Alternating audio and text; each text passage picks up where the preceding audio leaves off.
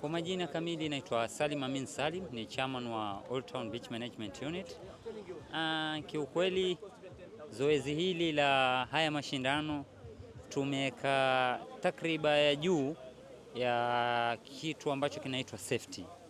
Safety ndo tumeiweka ndo kiwango cha kwanza ambacho kitu ambacho muhimu before doing anything.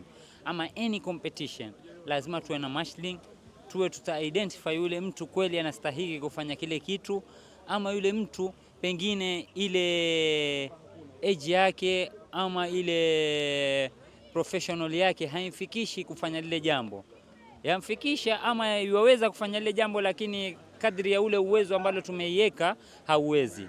Hasa hiko ndo kitu muhimu ambacho tumefanya different from others. Tumefanya marshalling first, tuka-identify ni kina nani ambao wataingia baharini na wanao takriba ya kufanya kile jambo, na before hapo tukaweka every agency on the board, tukashirikiana Kenya Coast Guard, Kenya Navy, community, hatukuacha mtu nyuma, tukashirikiana pamoja na county government ili mradi ku make sure the high safety imepatikana katika zoezi kama hili.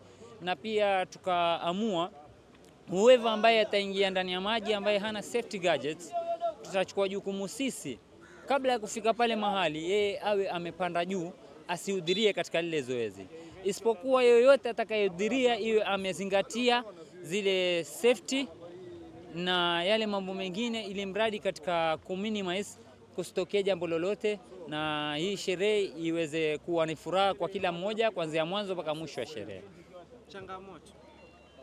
Changamoto actually, kwa sababu bahari ni kitu ambacho hukitarajii. Leo utapata parking ni hivi, kesho utapata the same parking, lakini kwenye bahari maji huchange. Kama jana juzi tumekadiria maji yako hivi, lakini leo suddenly maji yamebadilika currently. Ndo that's why ukiangalia tulikuwa tumeweka position nyingine, lakini according to the current tumeangalia alternative way ili mradi yale mashindano yafanyike kwa safety.